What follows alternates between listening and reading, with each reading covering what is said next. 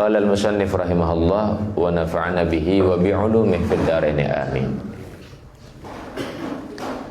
Hukiya anna Hatim al-Asam azama 'ala as-safar faja'a ila zawjatihi wa auladihi faqala lahum kam yakfikum minan nafaqah li ajli an ubqiyaha lakum. Faqalat zawjatuhu al-muddatu allati ta'lamu anna na'ishu ilaiha hati lana nafaqataha. Faqala hadha ghaibun la ya'lamuha illallah. Faqalat da' rizqana ala man ya'lamu dhalik. Falamma safara ja'atin nisa ilaiha yas'alnaha an masirihi wa qulna laha asa Hatim khallafa lakum nafaqatan. Faqalat lahunna as'alukunna an Hatim ahwa razzaq am akkalur rizq. Faqulna bal huwa akkalur rizqi. Faqalat amma akkalur rizq fa dhahaba wa amma ar-razzaq fa huwa muqimun la yad'anu. Kalamul Habib Ahmad Al-Asar. Seperti ini layak untuk diceritakan. Kisah-kisah orang mulia seperti ini layak diceritakan. Kalau kisahnya kita diceritakan, kita ini siapa ya? Ya, kisah kita biasa-biasa saja ya. Mau dicatat di catatan diari hidup kita, catatan buku diari harian kita. Ya siapa juga yang membaca ya. Cuman kalau orang-orang seperti beliau ini layak diceritakan dan kisahnya penuh inspirasi. Kisahnya penuh hikmah. Nah, maka jika kita tekankan daripada kisah ini bahwa adab ketika orang mau pergian, yang ngomong sama anaknya, ngomong sama istri, pamitan gitu ya, pamitan. Bentuk tanggung jawabnya maka ditawarkan berapa, kebutuhannya berapa. Ya, walaupun juga kita sudah mengukur kalau mau pergi sebulan ya berapa kasih nafkah. Ya tentu kemampuan kita kan begitu ya. Bahkan haji, umroh itu haji kan wajib. Kalau orang berangkat haji, istrinya dibiari, tidak dikasih nafkah, berdosa. Jangankan istrinya, dia punya kucing, dia punya burung, dia punya sapi, dia punya kambing, dibiari, tidak dikasih makan, itu berdosa. Nah, maka titipkan dulu itu kambingnya, titipkan dulu itu sapinya, burungnya titipkan dulu, kucingnya titipkan dulu, jangan ditinggal begitu saja. Atau barangkali ikan kita rawat misalnya dibiari saja tidak dikasih makan, berdosa berdosa.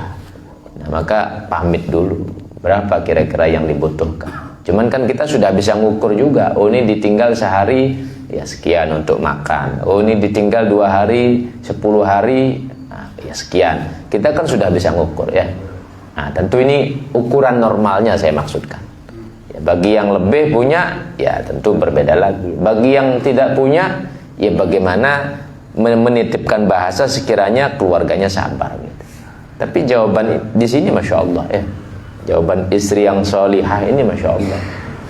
Sebenarnya bukan nantang beliau ini, tetapi ingin memberikan penegasan bahwa istrinya ini orang sabar. Gitu. Dan sekaligus ingin mengingatkan suaminya. Memang mampu berapa, mau ngasih berapa kan begitu ya. Nah, terus kalau memang mau ngasih sekiranya semasa hidup dan engkau tahu aku hidup berapa lama lagi, ya kasih jatah sekian kalau begitu. Nah, tapi ya jawaban suaminya bijaksana juga. Ya, kalau semasa hidupmu aku kasih jatah rezeki ya itu urusan gaib, aku tidak tahu kan. Itu aku tidak tahu urusan itu. Nah, ya kalau begitu, kalau engkau tidak tahu ya sudah.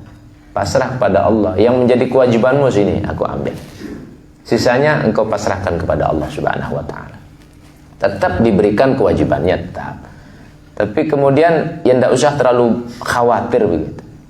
Nah, yang penting sudah ada penjagaan, rumah sudah aman kira-kira. Pintu sudah kuncinya aman bagus. Ya sudah, bismillah berangkat. Jangan lupa baca ayat kursi di pintu rumah, mau berangkat dari rumah, mau pergi dari rumah, baca ayat kursi, insya Allah dijaga oleh Allah Subhanahu wa ta'ala. Nah, itu sebab-sebab itu jalankan ya. Sebab-sebab itu jalankan. Jangan kita abaikan.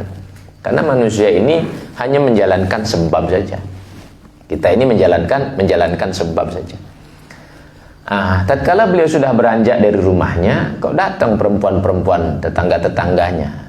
Kan ada yang usil, ada yang sirik, macam-macam. Datang ini perempuan-perempuan tetangganya.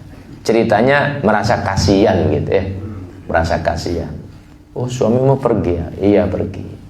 Mudah-mudahan kau dikasih bekal yang banyak. Kira-kira begitu Itu sepertinya bahasa kasihan, cuman itu pintu perusak.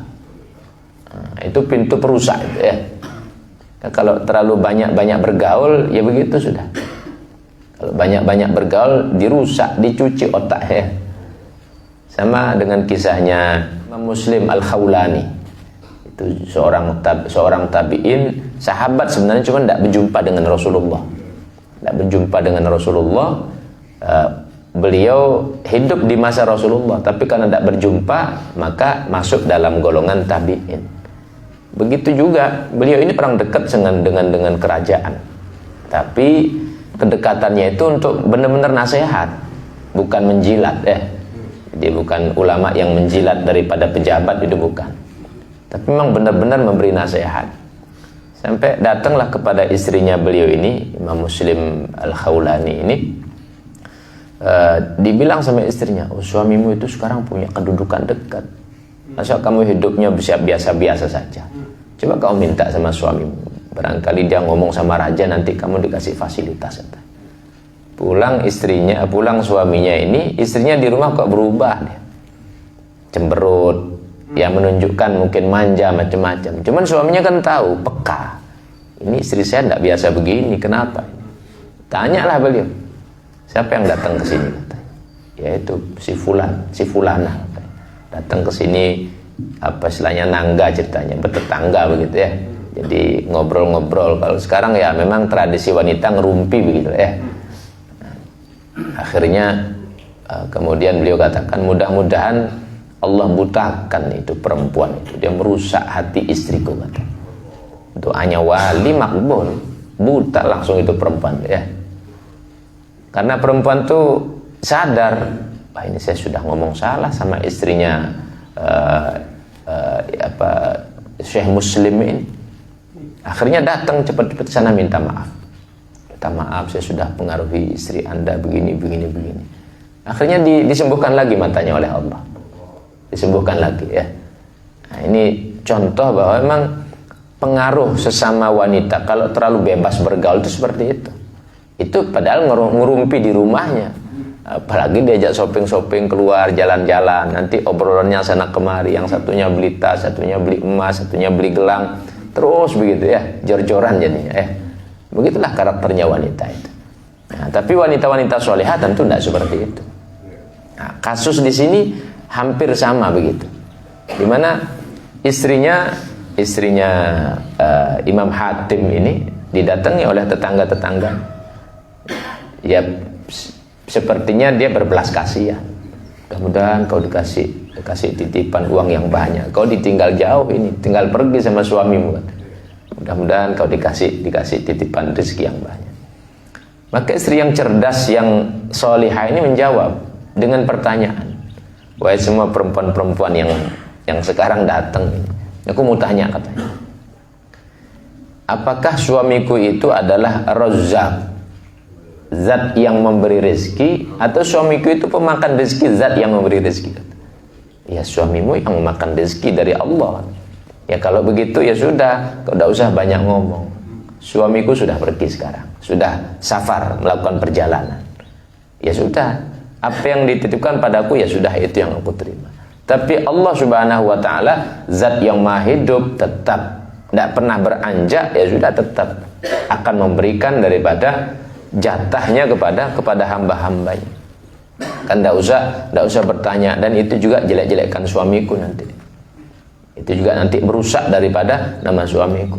Dan seorang istri yang baik itu pantang menceritakan daripada kekurangan suaminya, pantang Nah, sehingga memang perlu pendidikan, perlu pengarahan, perlu bimbingan. Istausu bin nisa'i khairan. Banyak-banyaklah kalian bernasihat pada perempuan itu nasihat yang baik. yang cerewet begitu maksudnya ya. Yang cerewet, kasih tahu saja, kasih begini, kasih tahu saja banyak-banyak ya. Istausu bin nisa'i khairan. Banyak-banyak kasih tahu wanita itu. Karena wanita itu kan tercipta dari tulang rusuk laki-laki yang bengkok. Tercipta dari tulang rusuk yang bengkok. Nah, ketika dibiarkan tetap saja bengkok, sampai kapan tetap saja begitu deh. Kalau sudah karakternya nancep begitu, terpatri begitu, didikan awalnya terus dia kuat itu, susah berubah maka pelan-pelan. Tapi kalau dikasari juga patah. Nah, kalau patah itu ya berarti lepas kan begitu ya. Kalau patah lepas. Nah, maka istausu bin nisa'i khairan. Banyak-banyak nasihat yang baik. Jadi suaminya harus cerewet ya. Cerewet. Nah, apa kasih tahu ini kamu salah begini ini. Jangan seperti ini, tidak tepat. Nanti kalau dia ngelawan kasih tahu, kamu juga begini. Ya sudah terima gitu ya. Ya terima. Apa dasar menerima? Ya dia kan yang masak kita. Yang nyuci baju kita kan dia ya. Yang ngelipitin baju kita ya dia. Yang juga ngerawat anak-anak kita kan dia juga. Yang ngelawan-lawan sedikit biarin, tidak apa-apa ya. Nah, cuman kita kasih tahu juga bahwa ketika seorang perempuan istri itu melawan suaminya, ya dosa juga, berdosa juga. Artinya tetap kasih wawasan ilmunya itu, tetap kasih wawasan. Tapi secara hati ya kita terima. Kecuali yang parah, dia melawan parah ya tegaskan. Nah, ini kalau memang benar-benar kita berniatan untuk menyelamatkan istri, ya kita sama keluarga kan. Tapi kalau kita memang abai, tidak ingin menyelamatkan, ya dibiar-biari saja. Ya nanti akan lepas-lepas sendiri kan ya. Tidak perlu diingatkan, tidak perlu dirawat, tidak perlu kasih nasihat. Ya sudah, nanti dia dengan jalurnya, kita dengan jalur kita. Lepas sendiri nanti. Lepas sendiri ya. Karena kalau orang sudah menempuh jalur yang lain, otomatis dia akan istiqomah di sana. Nah, maka kalau kita menginginkan bahagia dunia akhirat, ikat baik-baik. Seperti ngikat sapi itu ya. Dalam artian ya nasihatnya, kemudian bimbingannya, semua kita berikan.